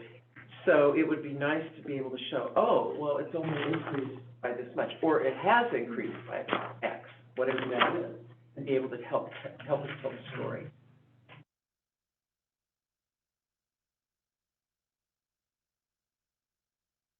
The benefits seem to be outgrowing the payroll. Oh, yeah, that's true. Yeah, benefits and labor, it used to be 40-60 split, now Yeah, no, it's it's 50-50. Yeah, and that is what that's the story. The That is. benefits are getting very expensive versus Right. the actual labor payroll. Well, and a lot of that has to do with the legal requirement to fund the unfunded CalPERS liability and OPEB. Yes. Yeah, and I That think, was not a that- liability that one before, you're now it's an That's actual correct, liability. right. Mhm. and I think that is the story, I mean, that's just so Well, simple it's one of to the say. story, pieces of the story, but it's nice to have it all, that we can say it's here, it's here, it's here, it's here. No. Okay, we can make those changes. My guys don't want to see the details, but, okay. You My guys folks do. Well, it's just being able to have Everybody a does. conversation about it, so, because there are myths out there, and if you can't Mm-hmm. confidently explain why things are the way they are, then you look foolish, I think. Yeah. And I think that's what people expect us to be able to explain in some kind of reasonable way, but. I have a question. There's a summary page, so I'm gonna, pull up a couple of examples. One is on page 66 and another is on 73. So if you can look at those simultaneously, that would be terrific. So I'm just looking at the percent changes that are presented there, and, one thing that would be really helpful is if, I know this is workload, Jennifer, so, but sometimes there's a minus 44% change here. If there could just be a footnote, the percent change is due to X. And then, one thing I thought was interesting is that the benefits increase is different. Is that based on different salaries or different? It's based off of, when essentially they were hired. Okay. So, employees that are hired prior to 2013 are much more expensive than employees hired after 2013. Right. So when you end up with a department that has a lot of longtime employees in it, Okay. you see this off kilter. Okay. I mean, for example, like this is really off because of the modification of how we handle capital projects. Before, they were in that programmatic capital program, and now we've moved them to another fund, so that's why you're seeing the big reduction. Okay. So if it's possible where we can have. I don't know that we'll be able to get that done by. No, Okay. no, I'm just really talking prospectively. Oh, moving forward, okay, Yeah, we can yeah. do that for sure. We just have to publish the packet by Friday. Yeah, no Oh, problem. really? The only other thing I'm just making a general request for is when we get a revised budget or a revised agenda packet, if we could just say changes were made to pages, 25, 48, and 72. I know. That would be really helpful, because, I mean, I just said, well, I just threw up my hands and that was still Yeah. wrong. it's really hard to tell where the changes were made. Once you've already reviewed it, Yeah. that's fair. Yeah, thank you. And thank you so much for all the work that went into this. This Yes. is, I really appreciate the professionalism of the presentation, and, I thought the PowerPoint really worked well once we moved beyond page 4. Yeah. And, anyway, excellent work, everyone. Are we proposing, to adopt the budget next meeting? Yes. And we have to have a hearing for that? On Wednesday. Yeah, we'll Wednesday. be doing it on Wednesday. Yeah, okay. So it'll be a truncated presentation. A what? Truncated. Truncated, shortened Or presentation. shortened presentation. This was a long presentation. This is the workshop, Yeah. so that we can then move forward and adopt. And I want to say, I was thinking about things to say at the end of my tenure here, but, the changeover. But one of those is the process of converting from committees to the workshop has been fantastic. Oh, good. Really, Yeah, I think so, I too. think it's just, I don't have these, what happened at the committee meeting questions. I know. It's So, so much more it's productive very good. and much more transparent, I think everybody can join. Oftentimes you find with the committees is that some board members are left out, and then staff ends up Oh, just yeah. essentially doing the same thing twice. That's exactly Exactly. right. That's how it was. And that's how it No, was. good Because we, point. when we came on, we were new and didn't know what was going on, and I found, well, I've got to go to an engineering meeting to see what they're doing, right? Right. To know what they're doing. It was really, And it's saving you a lot of time. hopefully staff. You have to do this anyway, and it's just once. All right, thank you, Jennifer. Thanks. Greg, thank you, everyone. Any more comments from the board? We had no public comments, that's amazing. must be doing something right. It's dry material. It's all of the above. Super fun. I think it's really fun, but I had this all laid out on my kitchen table, my husband looked like, his eyes got so big, and he goes, what are you doing? I said, I'm looking at the budget, okay, I'm leaving. All right, with that, we will adjourn the meeting. You know, I just was thinking about how much work you have done, Jennifer, and the team to make this transition. I mean, I kind of comment on it, but then I thought, good Lord, I mean, we had no cost allocation, overhead cost allocation, you know, kind of scary where investments were. You know, we had all these things that now I think it's easy to kind of take for granted all the work that went into making these changes, and it just really struck me all of a sudden.